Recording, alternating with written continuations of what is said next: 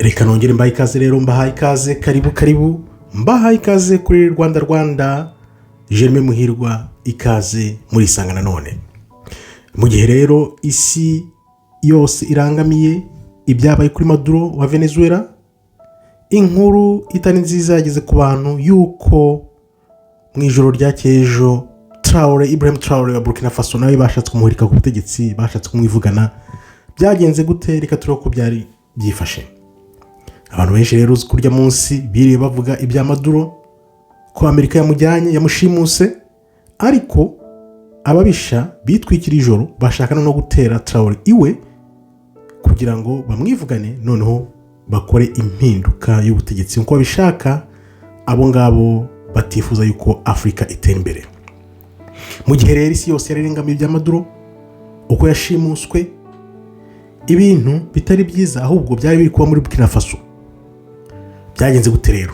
Aho hari mu ijoro ry'ukwa gatandatu rishyira ku cyumweru ku itariki ya 3 z'ukwa mbere 2026. Uyu mwaka dutangiye ukimara iminsi 3 yonyine, havuga ko abantu bagerageje guhirika ubutegetsi bwa Kapiteni Ibrahim Traoré, noneho igihugu cyose ngo gikwira imishwaro kiwe mu kantu. Ariko nanone Imana yakinze akaboko, Traoré ararusimbuka. Kurusimbuka rero byagaragaje ko abo muri Burkina Faso bafite ubwitange bukomeye ku buryo abantu bose bahise bavuga bati turajya kumurinda, bahise babyuka. Byabaye, wibuke ko ibya Maduro byabaye ari saa 7 z'ijoro, noneho ibya Traoré biba amasaha 2 nyuma, urumva mu rukerera mu gicuku. Abantu rero barabimenye, inkuru ikwira hose, noneho bahita bajya ku ngoro y'umukuru w'igihugu wabo Ibrahim Traoré, the son of Africa, umwana wa Afrika uturangaje imbere twese kugira ngo twigobotore ingoyi yagashaka buhake. Bari bamwivuganye, Imana ikinga akaboko nanone. Ubutumwa rero buratomoye, buravuga buti abanyamahanga, abazungu ntago bashaka ko Burkina Faso yigenga kugira ngo itabera ibindi bihugu bya Afrika urumuri. Baravuga bati nitureke uyu muhungu, urabona yamaze kongeza Mali na Niger, bamaze kuba 3, ejo bazabaye 5, 8, 10.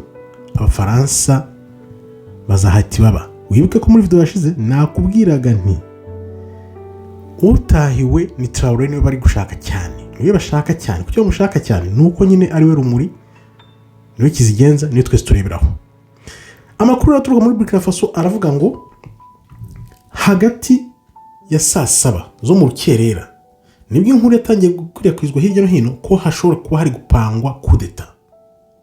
Noneho nkuko nakubwiye, bikimara gukwira hose, urubyiruko rwahise rwisuganya kitaraganya rujya ku ngoro y'umukuru w'igihugu kugira ngo rwerekane ko rumushyigikiye, atari imyigaragambyo. Ibyo bintu hari aho wabyumva, kugira ngo urubyiruko rubyuke iryo joro bakora uburinzi, bavuge bati ntabwo turyama. Bamwe nibaryama, abandi barabyuka, dukora uburinzi bw'umukuru w'igihugu cyacu.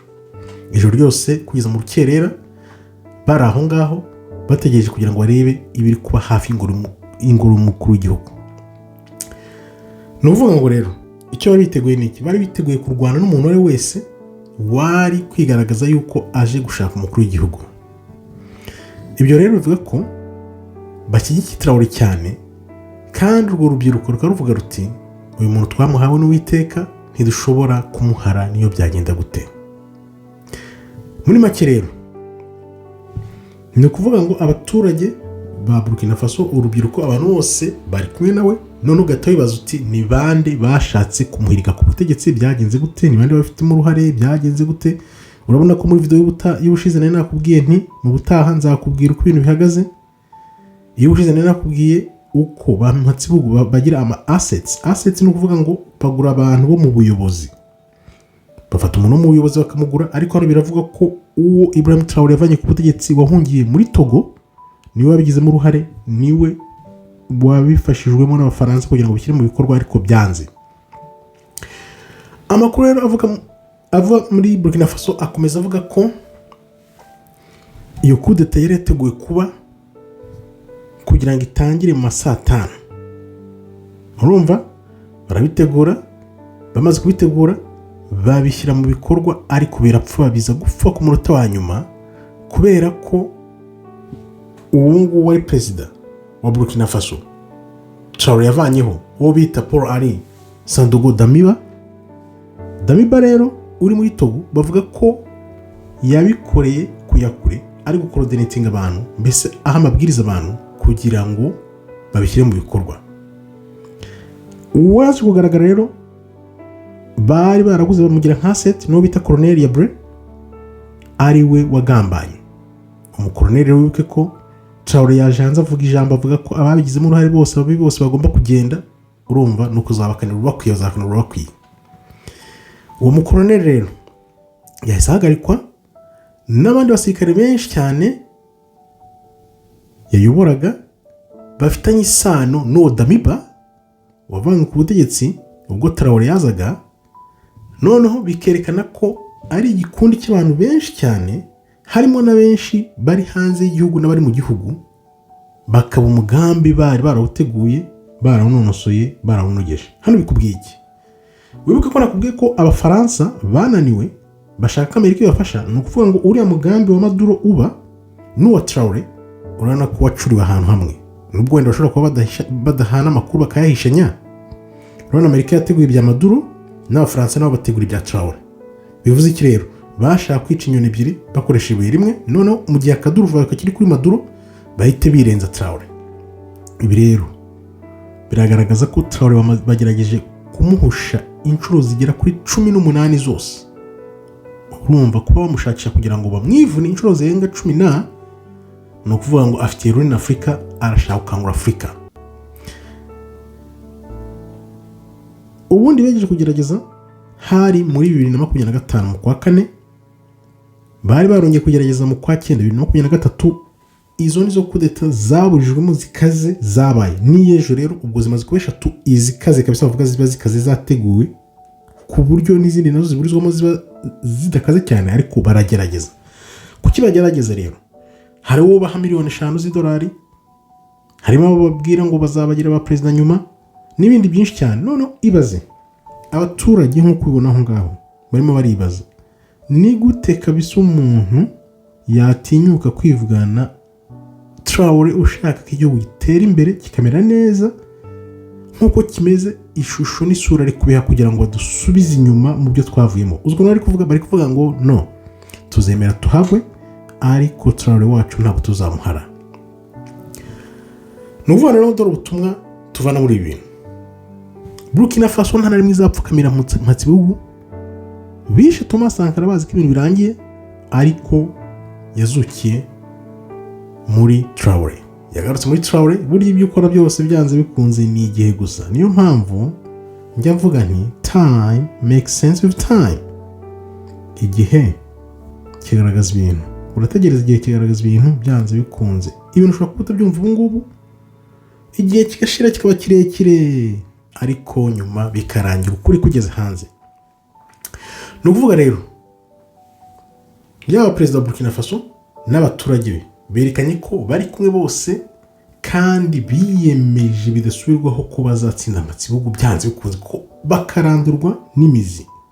Wibuke ko ibi byose biganisha kuri bw'abahanuzi nyankubwira bw'inkone ebyiri, aho abayuda ari bo bwoko bw'Imana bw'abirabura bari muri Amerika bazahura n'ubwoko 10 bwaburi muri Afrika. Traoré rero niwe mbarutso yo kugira ngo ubwoko bw'Imana bwo muri Afrika bugaragare. Niyo mpamvu bari kumushaka hasi hejuru. Uko isi ikomeje kureba rero niko amahanga nagerageje kugira ngo atsikamira Afrika, ariko Afrika nayo iri guhaguruka kugira ngo yirwaneho. Ndavuga ngo rero abanyafrika bari hose hirya no hino ku isi barimo barabona ibiba, kandi noneho benshi batangiye gukanguka bakikiye abayobozi babo kubera babashakira neza kugira ngo basigasire ubusugire bw'ibihugu byabo, hato butazongera kuba agafu k'imvuga rimwe aho ibihugu biza bigatubanga ibihugu byacu nta nkomyi bakigendera.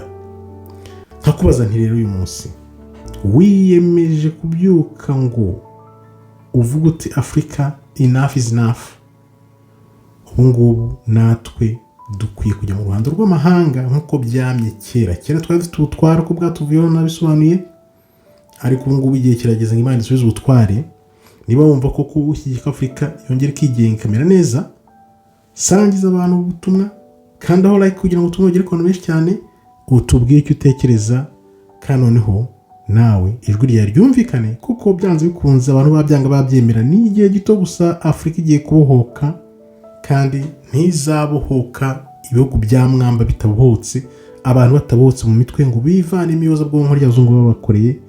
Nicyo turi kurwana nacyo, nicyo abazungu nabo barwana nacyo, kugira ngo tugume muri ibyo ngibyo aho kugira ngo twibohore. Urashyigikira abantu bagiye kuboshya ibihugu byanyu, cyangwa se urashyigikira abashaka kubibohora, kugira ngo buri muturage, buri munyafurika wese agire ijambo, agire ubutware nk'uko Imana yabiremye kera na kare. Niho uruzingiro rero biri kujya mbere. Hariho ubutware bugomba gusubirana n'abanyafurika, Afurika ikongera igatera imbere, igakungahara, ikayobora amahanga yose, cyane cyane ubwoko bw'Imana. Abava muri Yuda bazihuza n'ubwoko 10 bwa buri muri Afurika, bagakora inkoni imwe mu kuboko k'Uwiteka. Nibyo biri kuba, nibyo abazungu badashaka ko bisora, ariko se nkuko nkubwira iteka wakumira ubuhanuzi, oya ntibishoboka. Nkaba ngushimira wowe twabanye, ngayo nguko bimeze. Traore baraye bamuhushiye nanone nijoro ryashize, ubu noneho ndibaza umutekano ugiye ukazwa, nubwo ababisha bafite inzira nyinshi, ariko umwanzi aca akobo, Imana nayo ica kanzu.